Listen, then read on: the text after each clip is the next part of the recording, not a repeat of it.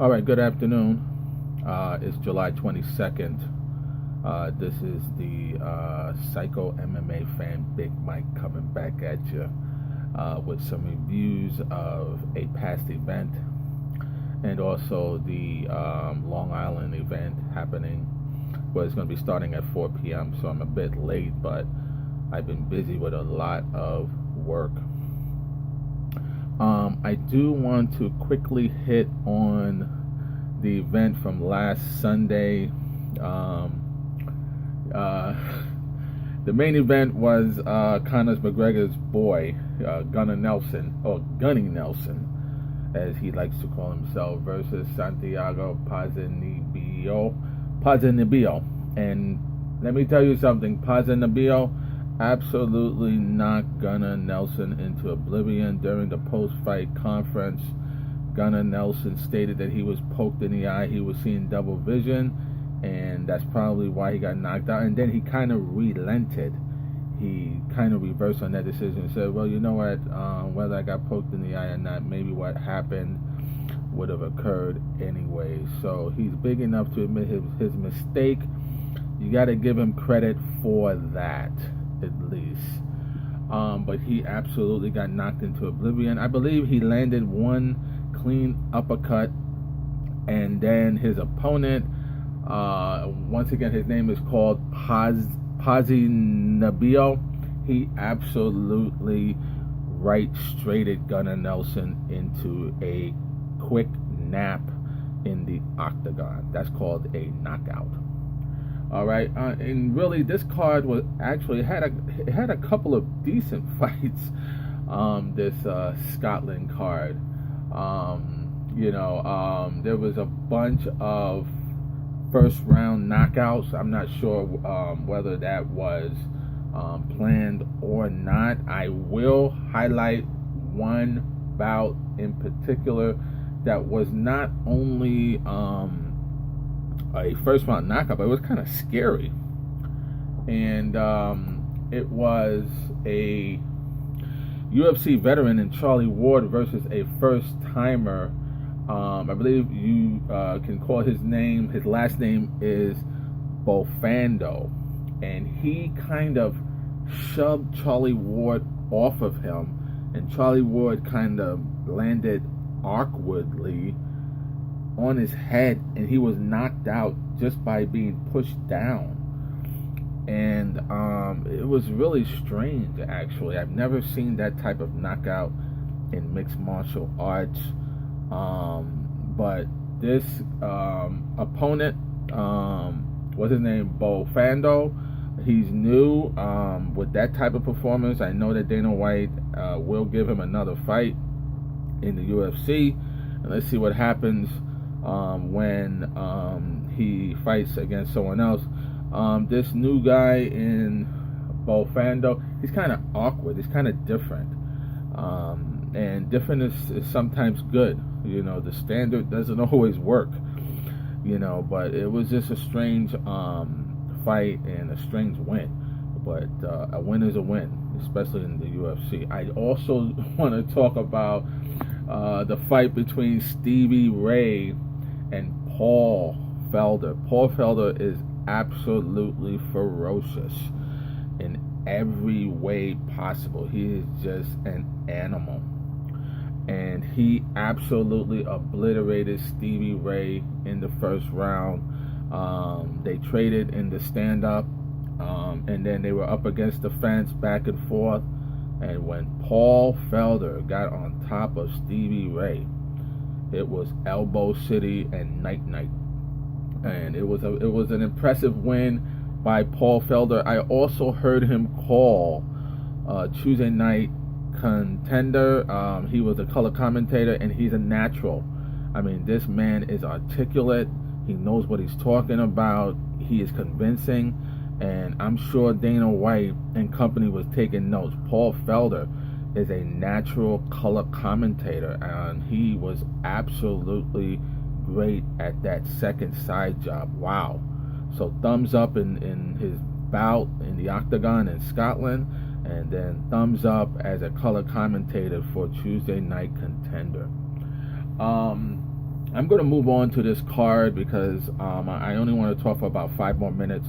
This card tonight is absolutely spectacular.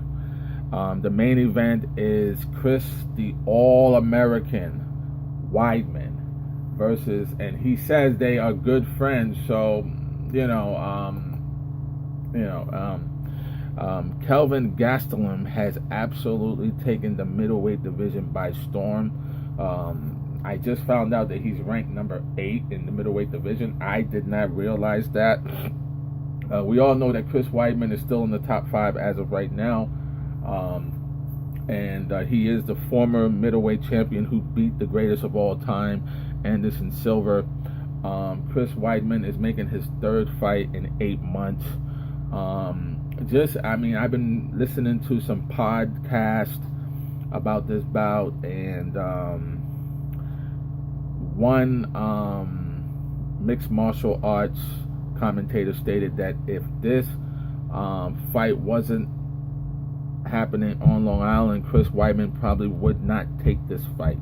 The fact that it's happening in his backyard and it'll be at the Nassau Coliseum is why he's taking this bout. So it's his 3rd fight in 8 months. We all know the iconic fall of Chris Weidman. 1 minute he's on top of the world, the next minute he's trying to do a spinning heel kick. He gets caught by Luke Rockhold. He gets the beat down, loses his title. He takes a year off, over a year off, okay, and he comes back, all right, and he absolutely gets the knee of God to his cranial unit, and then he comes back to fight Gegard Mousasi, and Mousasi and Chris Weidman. I mean, that was really a slow fight. I mean, I don't know. It was just 2 guys that was out of shape, and I honestly thought that if the bout probably went on, Gegard Mousasi would have probably won, but we could say probably all we want. All I know is that when the referee say you got kneed in the head, you got kneed in the head. And Chris Weidman took the L on that one. He should not have taken the L. If he was going to take the L, it should have been something that happened during the fight. The referee really screwed him on that one. But he's moving on. He's fighting Kevin Gastelum. And I don't see any possible way for a former middleweight champion to lose to a welterweight. Okay, I can't imagine Chris Weidman losing this bout. I mean, I'm not a Chris Weidman fan. I mean, I have nothing against him, and I actually do root for him, but I'm not a Chris Weidman fan because I'm going to explain this really, really quickly because I only have about a couple more minutes. Okay, Chris Weidman beat an aging Anderson Silva. Okay, and the rematch, we all know what happened. Anderson Silva broke his own leg, so that's a TKO. Then he went on to fight Vito Belfort a year and a half later, and he gave him the beatdown. And then, I'm sorry, he went on to fight Machida 6 months later, and then took him another year to fight Vito Belfort. Okay, and we all know that he gave them both the beatdown. He went 5 rounds with Machida, and then he went only 1 round with the Phenom, and he beat them down. These are all aging Brazilian fighters. The minute that Chris Weidman went into the octagon with someone that was around his age and had the same skill set, he did not do well. I don't know why he would have tried that heel kick, the spinning heel kick. I don't know why he would have tried that. Clearly, he did not master that technique, but it's been an iconic for Chris Weidman. I can't see any possible way that he can lose this match. Yes, Kevin Gastelum is a good MMA boxer, but other than that, there's nothing that Kevin Gastelum has that stands out that should give Chris Weidman any kind of difficulty. Chris Weidman needs to conserve his energy, take him down, give him the beat down for a couple rounds until he submits this guy with his grappling. I mean, he's superior. I mean, if he loses this, I mean 4 in a row. I mean, usually you lose your UFC contract. So he really has to win this. There's a couple other good fights on this one as well. This is a big fight for Almeida. He will be the first one on the big Fox card, Almeida is going up against someone who is game and who is a New Yorker. Okay, and his name is Rivera. That should be an excellent bantamweight. About Cummings versus Valiante, I'm not sure what that does for their careers. Cummings, whoever wins that fight, really needs to win in spectacular fashion. They have a decent undercard. They have 5 fights on the UFC Fast Pass Fight Pass card. The UFC Fight Pass card. They have 5 fights. And listen, I pay for UFC Fight Pass. I'm happy that finally I'm getting my money's worth with 5 early prelims. Usually they throw 1 fight at you or 2 fights at you. You're paying this monthly fee. You're like, listen, why am I paying this monthly fee for the UFC Fight Pass if I can't get more than 2 fights every time there's a UFC card? So I'm happy that there's 5 fights. I will be watching all of them. I gave you my picks on the main card. Again, I'm going to say it again before I tune out, before Big Mike tune out. If Chris Weidman cannot beat Kevin Gastelum, a welterweight, his career is essentially over. And when you lose 3 in a row, there's already doubts in your mind. There's doubts in your mind after the first loss. He's lost 3 in a row. And I just hope that everything, his training is up to par, because Kevin Gastelum is no slouch.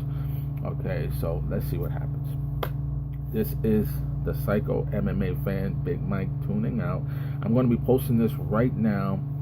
These are my picks for UFC Long Island.